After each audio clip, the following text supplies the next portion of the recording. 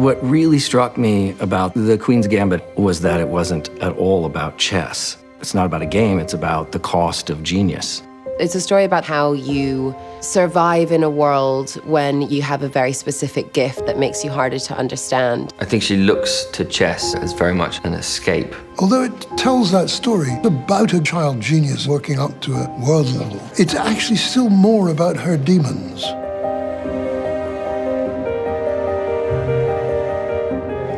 That's right, I can still do it. Can I still move another piece?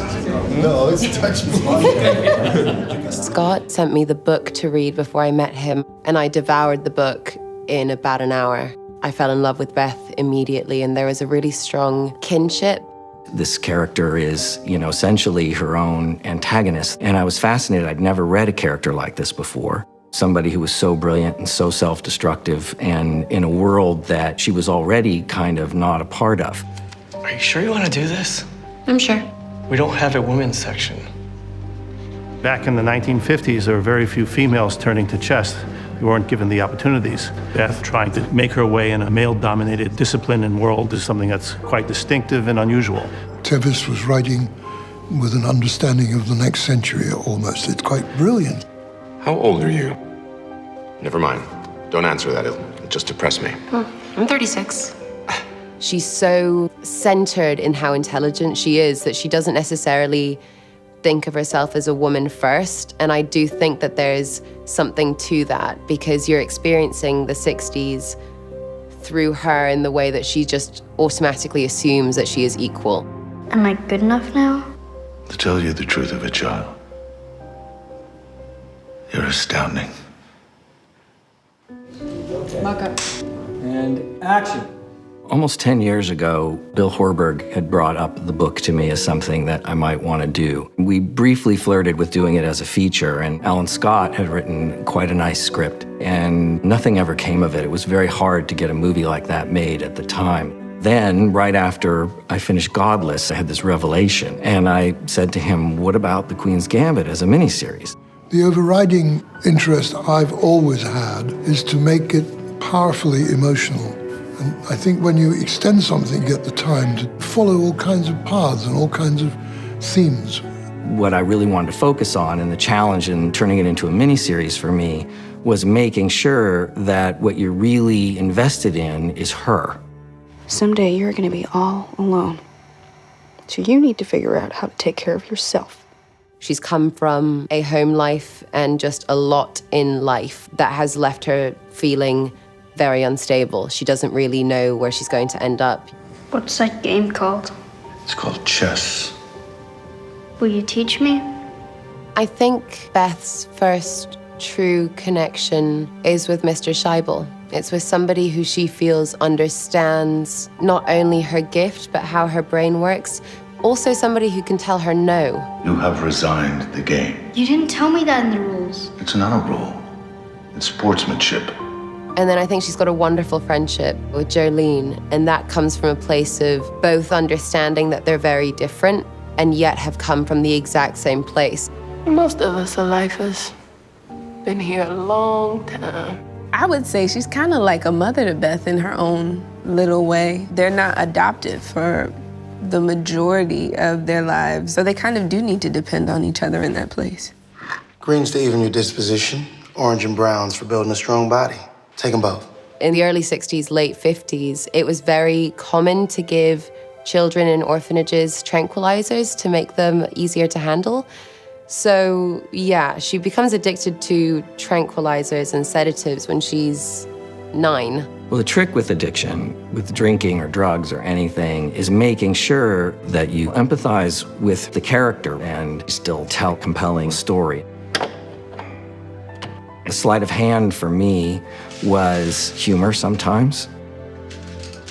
There's a long sequence where she steals the pills, and that was as funny as it is harrowing. Elizabeth.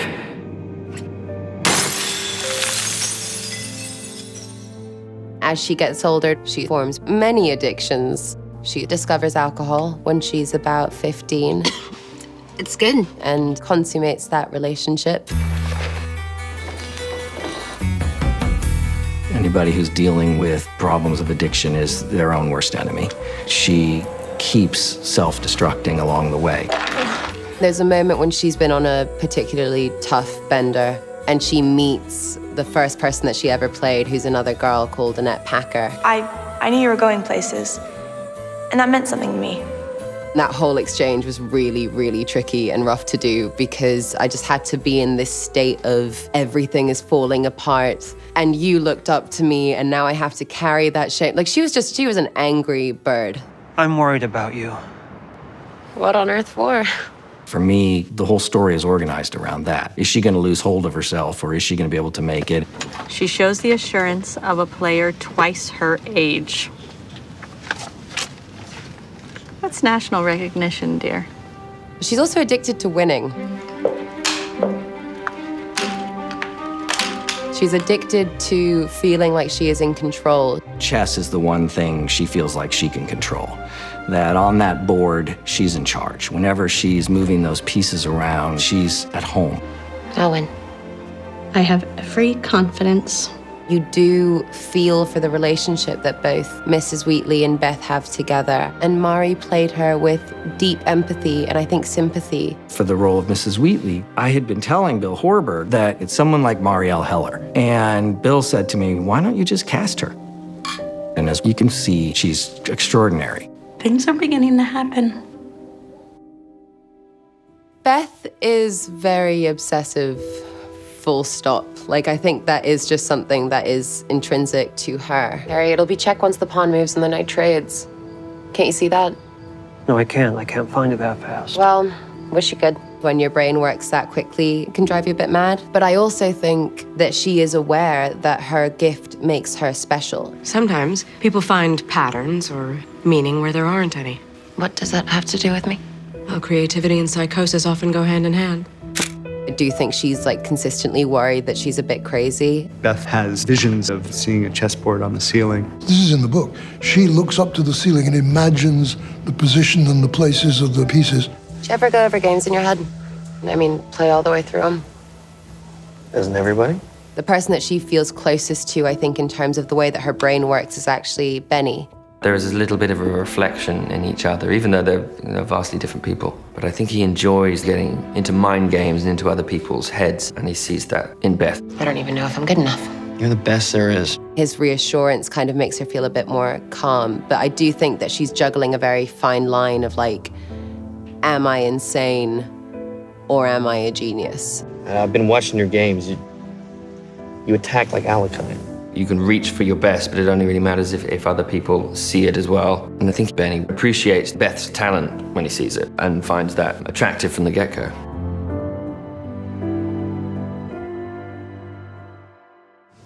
And action. To make chess cinematic is impossible. And I realized I want the chess that we do show to be accurate enough, but I really am focusing on the stakes around the games and the players themselves, Beth Harmon in particular, and the idea for me visually was to get inside her. I found that the strongest points is just being on people's faces and their reaction. Even if you don't understand chess, you know the seriousness and the drama that they're going through. I resign.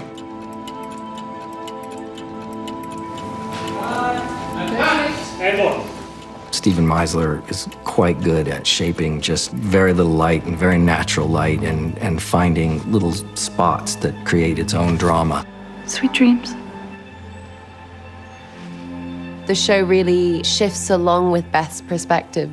Every time I got to go onto a new set, I was always completely blown away by the way that it looked. Uli Hanush is a genius. I came to Berlin because I wanted to work with him. But we've shot Mexico City here, and Las Vegas, and Paris, Russia, pieces of New York, and Lexington, Kentucky. Well now.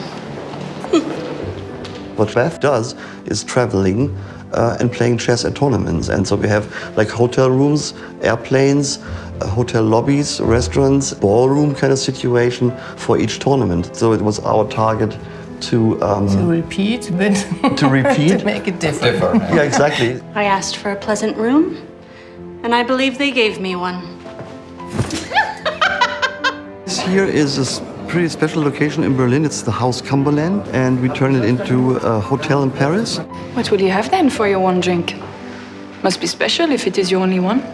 Cut. Awesome. That's a cut. For me, every set I would walk on would be a fantastic place to shoot. And the whole crew would come on the set, and you would hear 50 people, 100 people oohing and aahing about these locations. Benny's apartment was interesting because we shot the exterior in Toronto. And then Uli designed this basement apartment that was amazing. And right away, I started changing the scene because of so many good things in the set. I love it. Oh, it's so good. The cinematography, the costumes, the production design, they're all, for me, part of the same thing. We spend a lot of time talking about where Beth is at in the story. We had so much fun coming up with the look for this because, again, we got to grow up with Beth.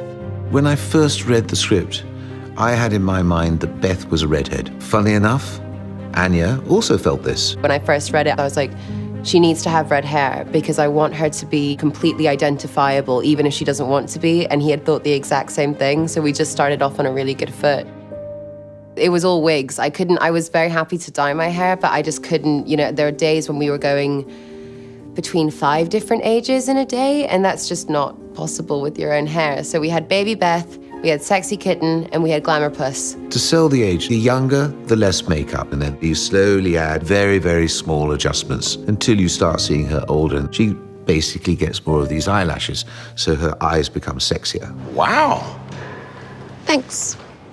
Beth has a thing for flair. As you can see in the show, she likes the finer things in life. She starts to really, really like clothes. With the costume designer, with Gabriella, her wardrobe is just amazing. She would have a palette book and all of the dresses and the different wardrobe that Beth would be wearing. But more than that, we'd spend a lot of time talking about where Beth is at in the story.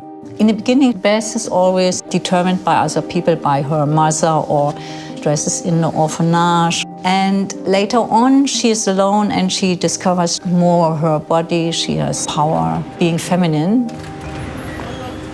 As we go forward, she's more and more glamorous. There's a point where she dresses up like a pop musician that she sees on TV for a brief period of time. She experienced that searching for cool is difficult because the cool doesn't exist, and her search for cool is actually her search for herself.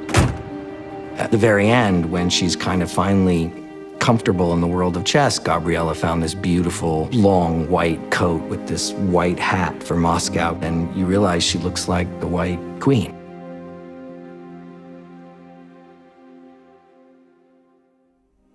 What's fascinating about watching her grow up is that she puts on all of these different personas. Who the hell are you? It is incredibly sad because it's basically just saying that she just doesn't feel like she's enough without them. You are very beautiful. I don't see myself that way.